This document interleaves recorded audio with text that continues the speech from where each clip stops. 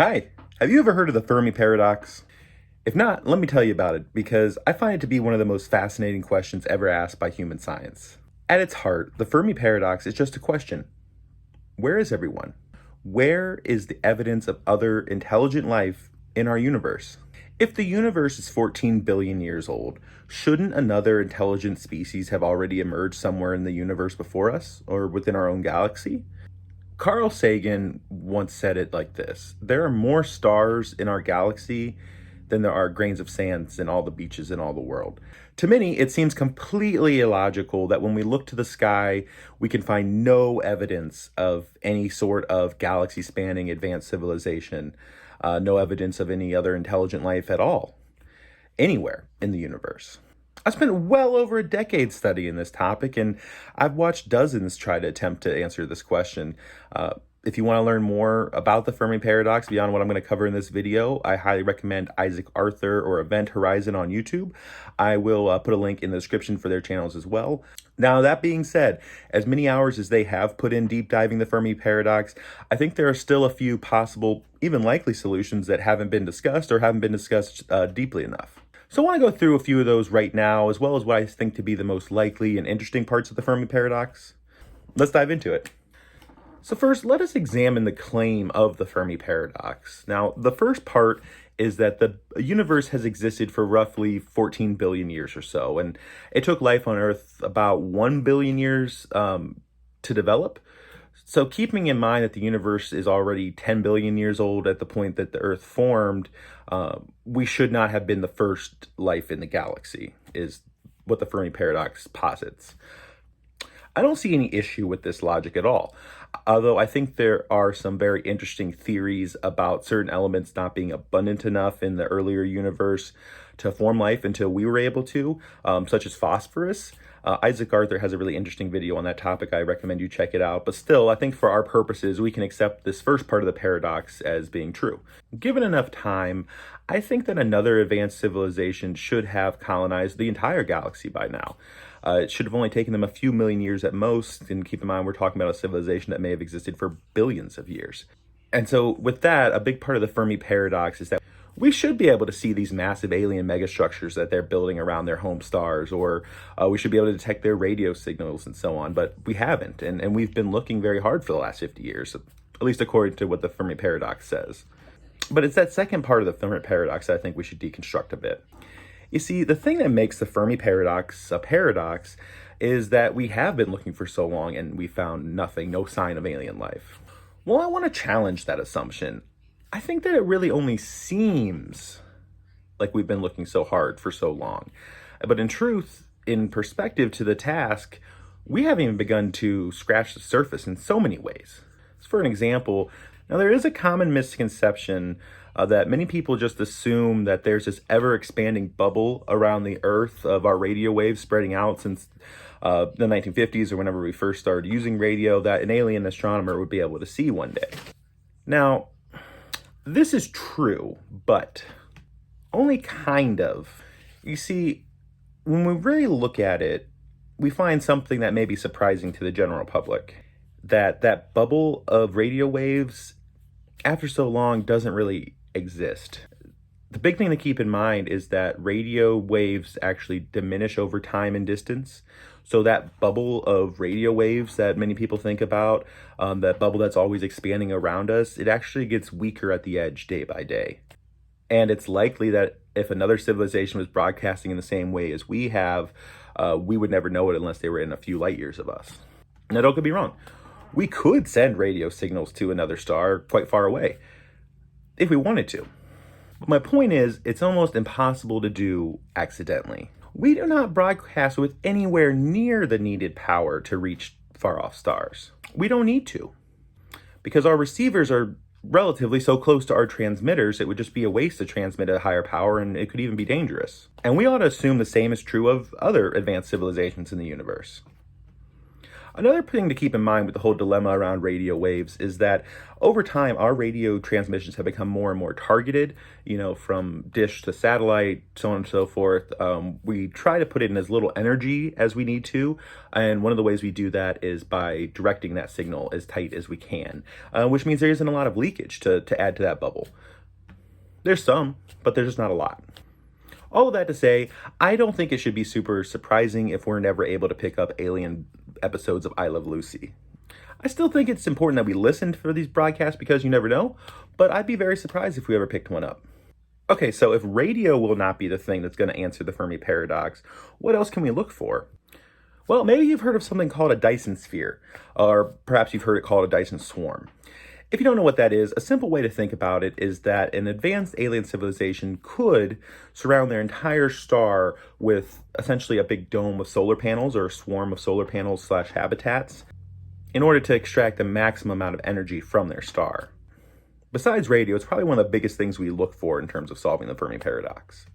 But you might be asking yourself, if the sun's completely blocked out, how would we see it? Well, that's a great question. The answer is with normal visible light, we couldn't. But according to the laws of thermodynamics, these structures should emit waste heat in the form of infrared light that we would be able to detect. And we do spend a ton of time surveying the skies in infrared. So in theory, you'd be able to spot an area that has no visible light, but has a ton of IR light. And if you do that, you may have found yourself a Dyson swarm. But we have not yet found anything like that. However, the thing I want you to keep in mind is that we really haven't even looked at even a fraction of the night sky in any meaningful way. The universe is, well, really, really big. And a lot of times when we do look, we may not be looking in the right way. We may not always be making that comparison of what we see in visual light to infrared light on every scan that we do. So we may not be in a position to even spot the difference. Okay, but let's set aside even how little we've looked. Even if we surveyed the whole sky and found nothing, so what? If that was the case, I think it would be a less logical takeaway for us to think that there just isn't anyone out there than perhaps a Dyson swarm doesn't make any sense to build. All the physics we currently understand is just our best guess. And to me, the stuff coming out of the cutting edge of physics research tells me that we know very little and that our models mostly work, but they're not telling us anywhere near the whole story. And perhaps new physics could break these laws of thermodynamics. Perhaps waste heat isn't as big of an issue as we would have thought for an advanced civilization. Maybe they're able to shunt it into something else that we wouldn't be able to detect from here. No, I think it's more likely that stars are not the best source of power in the universe. And if you have a better understanding of physics than us, you may be able to easily create power without using that star at all. Or maybe you use it in a different way. I'll get into that in a minute. But perhaps they're able to generate energy from nothing. If we really understood what took place during the Big Bang, perhaps we could replicate it on a smaller scale or something similar, something we couldn't understand with the physics we know. Perhaps it makes more sense for an advanced civilization to live outside of a solar system, to utilize that cold for faster computing, especially considering the fact that any advanced enough civilization would very likely probably even be machine-based and not organic-based anymore like we are. The next aspect of this I want to talk about is something that's known as the dark forest theory within the Fermi paradox. And basically what the dark forest theory is that you can picture the universe as this giant dark forest and it's full of predators, right? No matter how advanced you are, there could be someone more advanced than you that you just don't know about. No matter how advanced you are, someone could be, likely is, more advanced, a threat to you. So it would not make much sense to let others know about your civilization if you can help it, and a Dyson swarm is a really great way to announce yourself to the entire galaxy. Now you might also ask yourself, why would another civilization even need to be a threat to you? Isn't the universe big enough for everyone? Well, actually, no, it really isn't. Yes, the universe is vast and potentially infinite. But you need to look at things at the incredibly long time scale that an advanced, potentially immortal robotic civilization would. The universe gets smaller and smaller every day. The universe is expanding, galaxies are spreading apart. So while it may seem like the universe is getting bigger, the part of the universe that us or any civilization will ever be able to reach gets smaller every day because the stuff is spreading apart faster than light. So even if you could achieve light speed, you could never catch up to the stuff that's already moving faster than that. So remember, the universe gets smaller every day the universe expands. Now, from our human perspective, that might not seem important, considering the massive timescale involved, but believe me, it may and very likely would be a concern to a much more advanced, older civilization. Now, there's no way to know for sure, but to me, it makes sense that a civilization would not take such an existential threat if they could help it. They would want to remain hidden. And as I've already mentioned here, if they had the technology to stay hidden, why wouldn't they? Another way to look at that with the universe expanding is that it may make way more sense for an alien civilization to spread out first before building up where they are. What if the most common thing for an advanced civilization to do is to spend their efforts building long-distance generation ships, or ships that function as a habitat for generation after generation of a species as they travel to stars?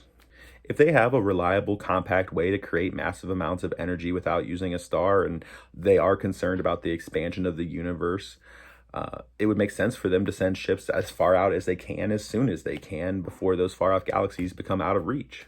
But now I want to go back to the concept of energy. I think that too often we frame things in the technology that we currently have. Like in the case of a Dyson swarm, it's a projection of our solar panel technology. This reminds me of how science fiction authors of the past, of the steam age, envisioned a far future where everything was steam powered, right? I think it's the same thing when we look at Dyson spheres. We struggle to picture things outside the context of our modern day, but truly the possibilities are endless and we don't know what we don't know. And while we've seen no evidence of Dyson swarms anywhere in the universe, we have recently discovered several stars that appear to have some very odd things going on. Tabby's star made the news back in 2015 and again more recently for this, and there's been several others. And this very well may be a topic for another video, but the long and short of it is a new theory about the periodic dimming we see with Tabby's star is the concept of stellar lifting, which is kind of a confusing term. I'll be honest, at first I thought it was referring to like moving a star, lifting it and moving it somewhere else. But actually it's more like stellar mining. It's the process of mining a star. Basically, you suck material out, probably using some kind of electromagnetism, and then you use that material for whatever purpose your civilization may have for it. This could include energy or building materials. And some astrophysicists seem to think that what we are observing from Tabby stars and other similar stars is exactly what that stellar lifting process would look like. Now, this would be incredibly hard to prove, and it is still a mystery what's going on with these stars. But most of the mundane solutions to this have already been debunked. I would look at this as more of a clue than a conclusion, and until we have the ability to actually travel to Tabby star or get much, much better telescopes than we can picture, clue's the best thing we're going to get. All right, so I know this has been an unusual video for me, but it is a topic I've always had a profound interest in, and I would love to do more videos like this, explore science and futurism, but also deep dive much further into the Fermi paradox itself. That being said, if this is the kind of content you want to see more of, definitely let me know. You can do that by subscribing, liking, commenting. Got a friend interested in this stuff too?